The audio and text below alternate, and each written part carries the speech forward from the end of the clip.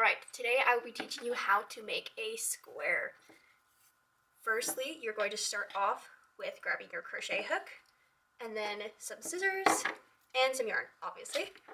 We're going to leave these over here. You can use a stitch marker if you like. I don't tend to because you can just use the end of the row to be able to figure it out.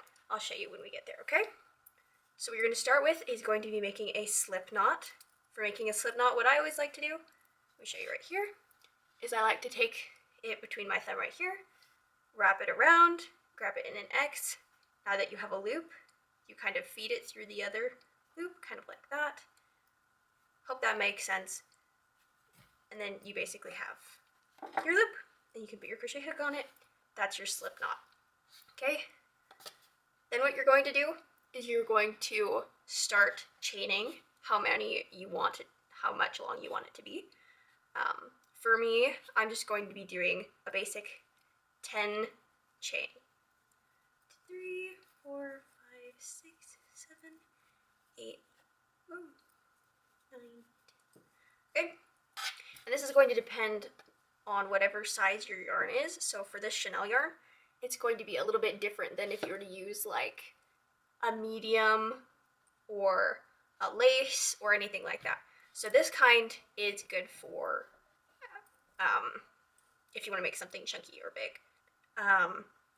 Next, you're going to, this is going to be a single crochet square. You can use double crochet squares, but this is going to be a single crochet square. Those ones are probably the easiest to do. We're going to start by skipping this first chain that you did, because if you go back into this chain, you're just going to undo your previous chain.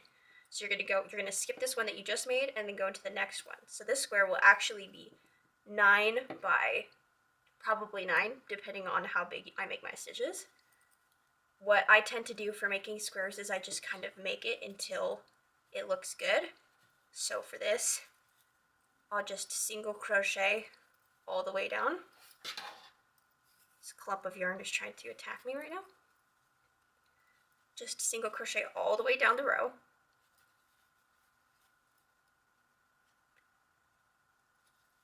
It's hard on the first chain because it kind of like curls, and then you never know like, oh, am I going to put it through all of them? What I like to do is I just like to put it on the top loop so that the bottom kind of has this like rolled look to it. You can't see it very well for Chanel yarn, but it does.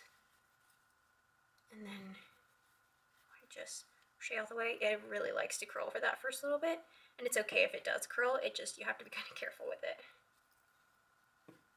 Okay. So now that we're at the end of the row, there's a fancy little trick that I like to use. Firstly, you're going to chain 1, because if you try to go back into this loop without chaining 1, it's not going to work. It's kind of like what we talked about with the chain over here. You're going to turn over your piece, and then in this one, you're going to go single crochet again, okay? So that's what you would traditionally would do. That's what they would normally teach you to do. What I'm going to teach you to do, which is the way that I do it so that you have smooth edges and so they're not all bumpy and weird, is you're going to skip this next stitch and go into the one after it. And so this is going to make it look a little bit weird for this first one. Trust me, it works way better. We're going to go all the way across.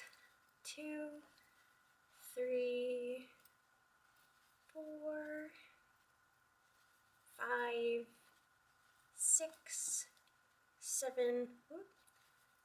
Make sure you're going through both of the loops. That's something that I've noticed a lot of crocheters don't do, is they don't go through both of the loops. 8, 9. Okay. Alright, just double checking. 3, 4, 5, 6, 7, 8, 9. Perfect. Alright, then you're going to chain 1 and then skip this first stitch. 1, 2, 3, 4, 5, 6, whoop, gets caught sometimes, 7, 8. Okay, you only have 8, you see? And this, you might be like, oh my gosh, what am I going to do? You see this last kind of stitched looking thing over here, the one chain that you made, you're going to go into that one, and then single crochet. And now you have a smooth line on the sides, so that you don't have all this weird bumpy business going on, okay? It makes it way, way nicer looking, trust me. Especially if you're trying to make a smooth looking one. You skip the other stitch, just gonna go across. So remember, we chained 10 at the beginning. It's going to be 9 across because we skipped that first chain.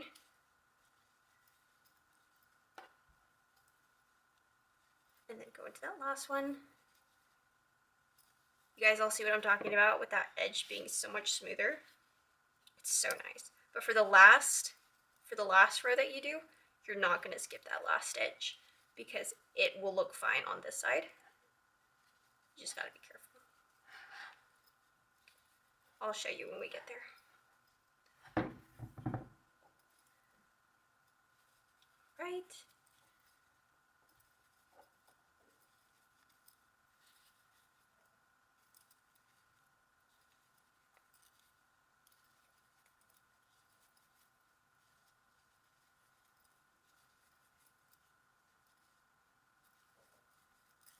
Just single crochets across.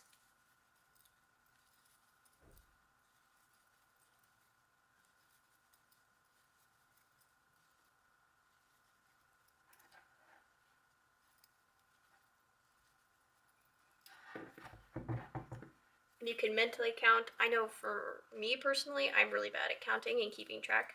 I get distracted. I start thinking about stuff, or there's a song that I'm listening to, or a book that I'm listening to. So, okay. Do we think we're good? Let's check. Alright, the easiest way to check to see if you have a perfect square, or somewhere really close to perfect for this, is you're going to fold it diagonally and see if you have a whole lot of extra on the sides. This looks like a really good square actually. So we'll probably just call it good at this. And you see how pointy those edges are? Sometimes it does get a little bit funny down at the bottom, but that's okay. You can just tug it a little bit. That's what I like to do. Kind of set it to be the way that you want it to. If you're using it for a blanket, you can do that too.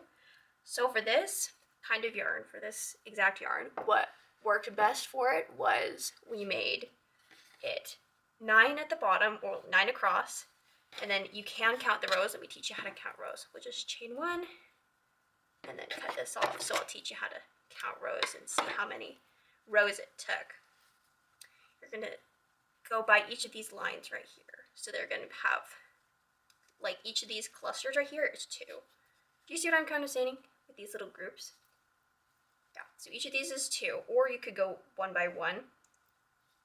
See kind of how this is defined right here is like a 1 row, and then this one's kind of like the back one. Yeah, so this is going to be 1, 2, 3, 4, 5, 6, 7, 8. So pretty close to 9. It's not always going to be exact because sometimes you have looser stitches, or the ones at the bottom are tighter, or a variety of reasons why it wouldn't be exactly 9 tall and then 9 wide. But this is a pretty good square. I really like it. Turned out pretty good. But yeah, that's how you make a crocheted square, and how you count the stitches and all of that jazz. So there's your crocheted square. Happy crocheting!